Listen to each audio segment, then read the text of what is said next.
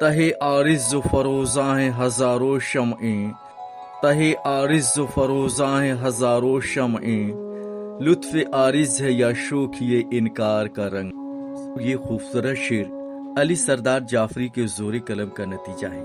ناظرین، سنہرا ہندوستان میں آپ کا استقبال ہے۔ میں ہوں آپ کا میزبان آفتاب عالم۔ آپ تمامی ناظرین کو آفتاب عالم کا پرخلوص آداب۔ ناظرین کرام، آج ہم باتیں کریں گے بین الاقوامی شہرت یافتہ شاعر و ادیب علی سردار جعفری کے تعلق سے۔ لیکن ناظرین کرام، گفتگو میں آگے بڑھنے سے قبل آپ سے گزارش ہے کہ ہمارے چینل کو سبسکرائب کریں، ویڈیو کو لائک اور شیئر کریں۔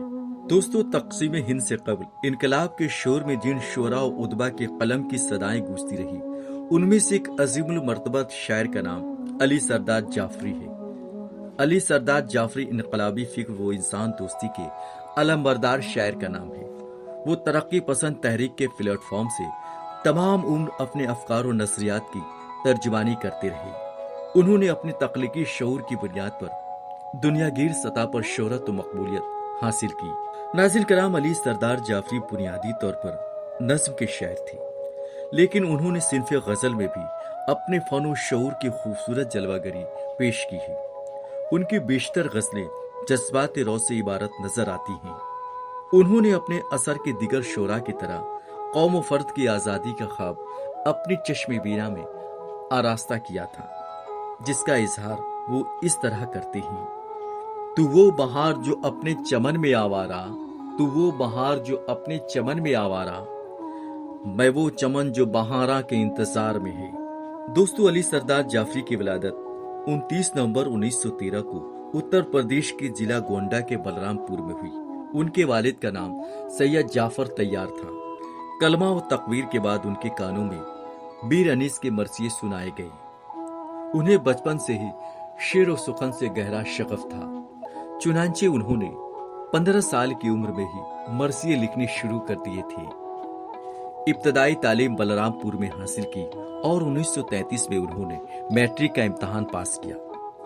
ناظرین کرام، علی سردار جعفری ایک معتبر ترقی پسند شاعر تھے۔ اشتراکی نظری کے قائل ہونے کے ساتھ ساتھ وہ ایک سیاسی رکن، بہترین شاعر، نقاد و نثر نگار بھی تھے۔ ان کے سینے میں دھڑکنے والا دل ایک خلیق، ملنسار، مفکر، دانشور و انسان دوست شخص کا تھا۔ وہ اپنے دور کے ایک بہترین نباز تھے۔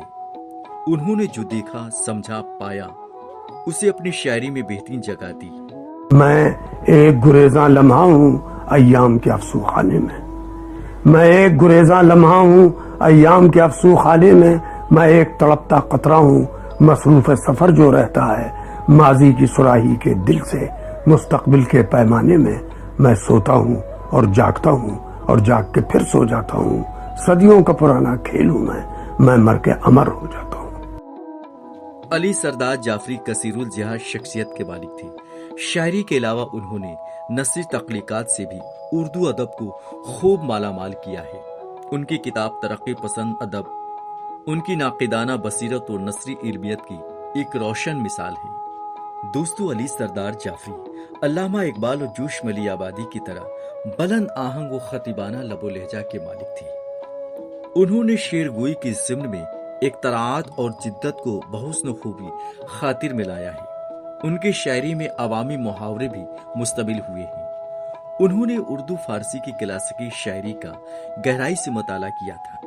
یہی وجہ تھی کہ جب انہیں نہرو فیلوشپ کے تحت اردو شاعری میں امیجری کی ایک فرہنگ مرتب کرنے کی ذمہ داری دی گئی تو انہوں نے صرف الف کے ذیل میں الفاظ و تراکیب محض چند شعراء کے چنندہ اشعار سے جمع کر ڈالے۔